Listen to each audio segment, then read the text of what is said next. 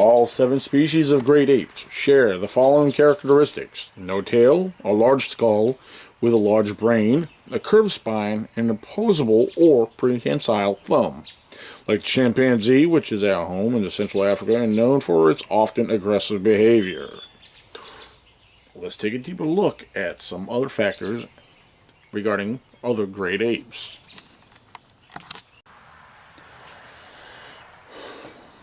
One of the facts: the same blood types. Great apes and humans have the same blood types, A, B, AB, and O.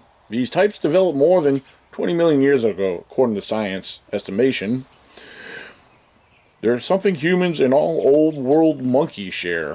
Even some of the lesser apes, like gibbons, have these blood types. The rhesus factor isn't limited to humans either. So in theory, chimpanzees and gorillas could donate blood to humans and vice versa, provided that they have the same blood type. The ABO varieties and the rhesus factors are the most important characteristics that decide over whether a blood transfusion will succeed or fail. In reality, blood donations are unlikely, though, as humans and apes are different species, quote, different species, their blood differs in too many details that still need to be investigated. Bonobos have runny noses. These slender, plastic great apes are prone to catching common colds. According to one of the keepers, they cough and sniffle all the time.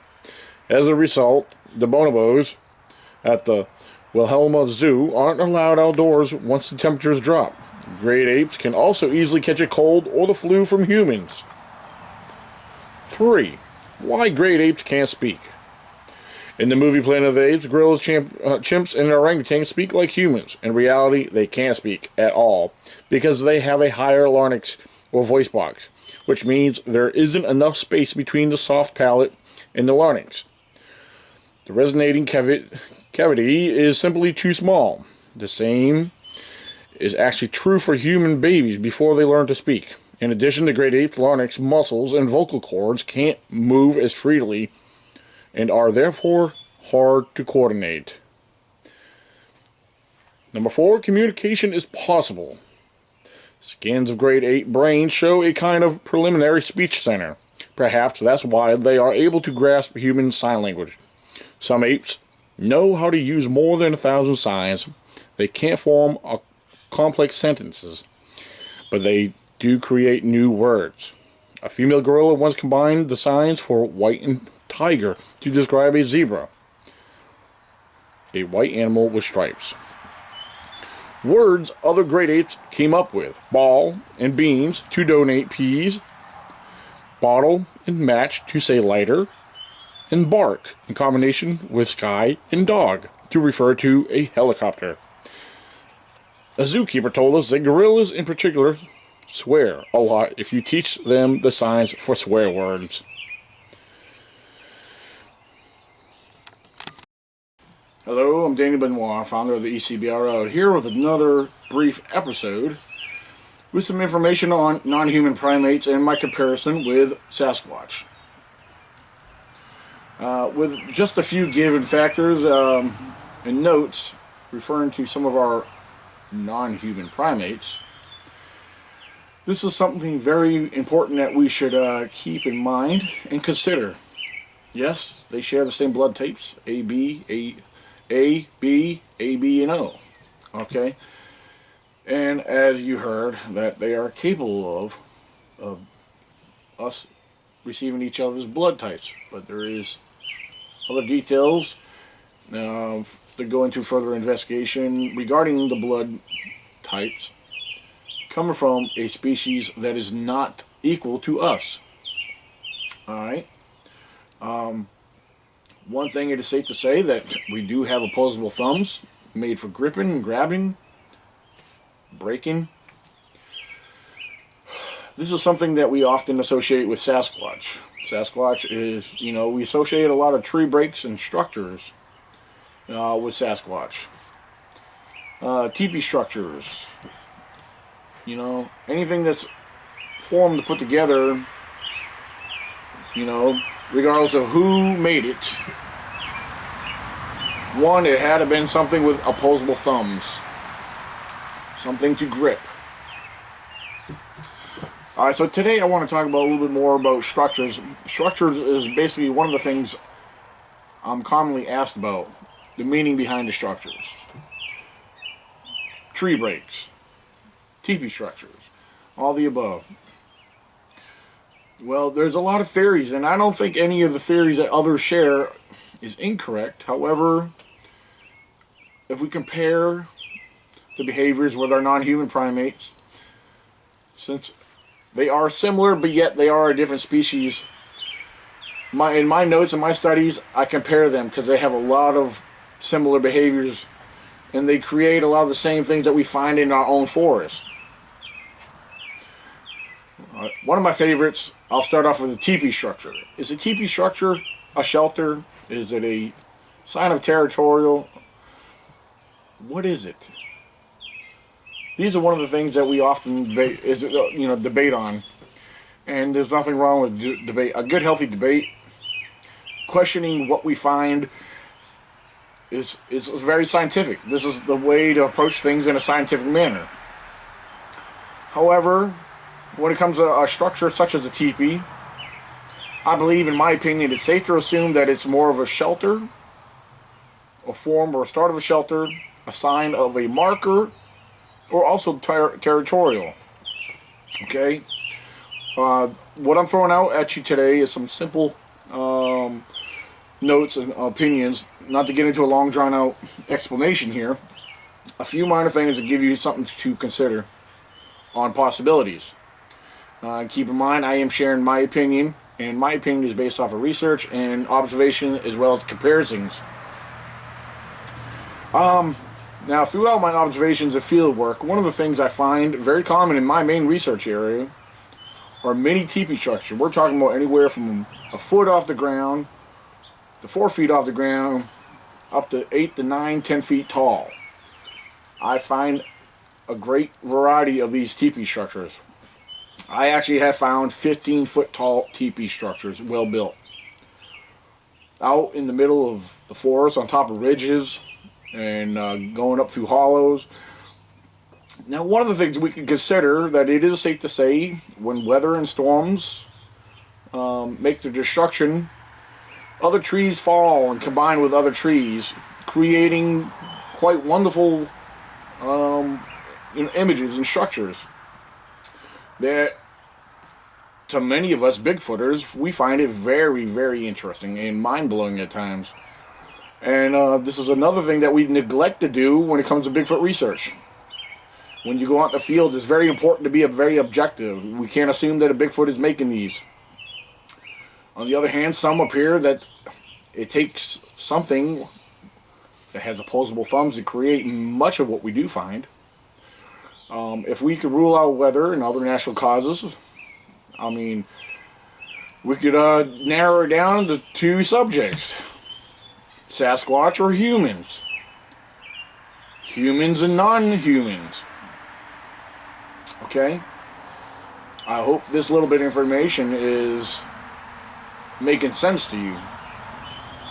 Now, one of the things I noticed, and this is something I'm coming to the conclusion of starting to believe, because I find a lot of these small teepee structures, a lot of them are teepee formations, and we're ranging, like I said, anywhere from 2 to 4 feet tall. On these smaller ones, I believe it is possibly the younger generation of the Squatches, maybe practicing and learning that to mark territory, home markers, their home area. For when they get much bigger, they create much bigger structures. So if this is the case, I believe going to the much larger size structures could be signs of more of a dominant territorial marker. Now, a lot of it's come across X formations. That's another one that's very debatable. X formations. When we're talking about X formation, 2 trees combined, standing upright in a X formation. I've always believed that this could be a sign of pure dominance, strength. Also, more or less, do not trespass in this particular area. Sometimes fallen trees crossing a pathway could simply mean the same thing. Stay out. Do not cross through. You're entering into our domain. To me, these make sense. Now, again, we got to be objective. We find X formations. What if the wind blew these trees around and they happened to fall together that way?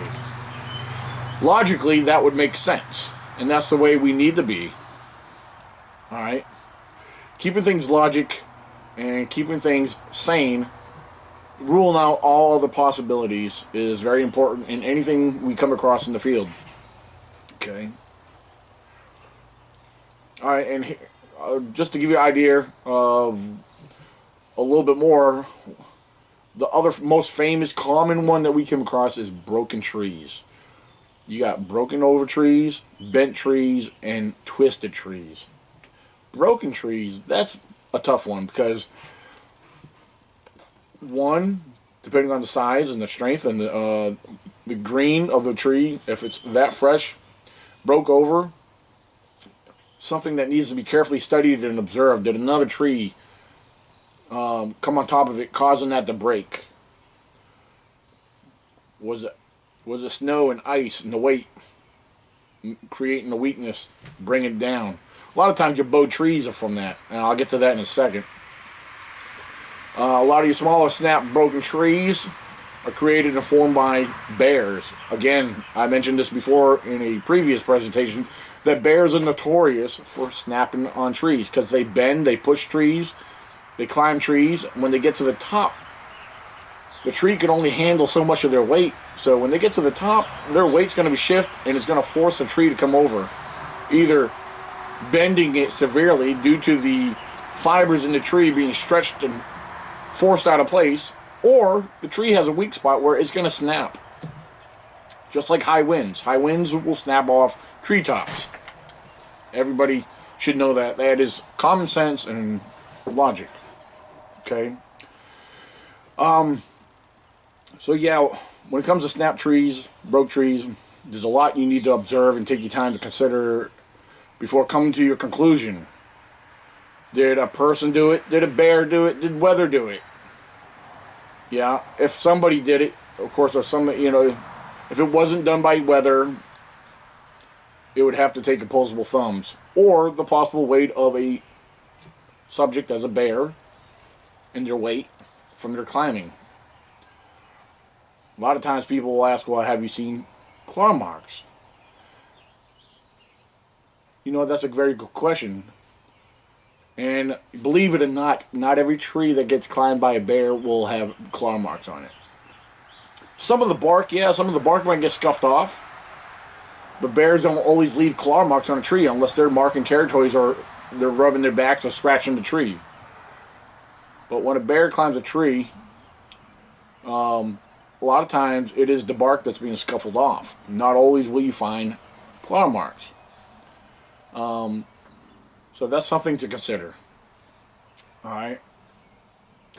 Let's see, what else we got to cover here? As far as structures and tree breaks, basically everything that I'm giving you a rundown on is something to consider.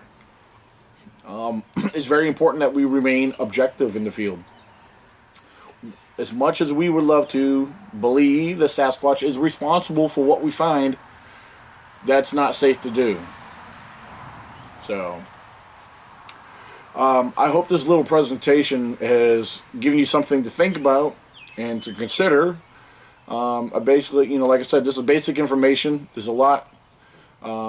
Next time I want to talk about a few other subjects and talk more about communication on primates and share with you the comparison with what we experience in our own forest with Sasquatch and other wildlife. So, till the next time, thank you very much. Keep it squatchy, and I hope to see you June 30th and July 1st in Fishersville, Virginia at the Augusta Expo for the ECBRO First Annual Virginia Bigfoot Conference. It's going to be huge. You can find our event page on Facebook. Give us a like, share it around. If you have any questions, feel free to ask. Remember, God bless and keep it squatchy, guys.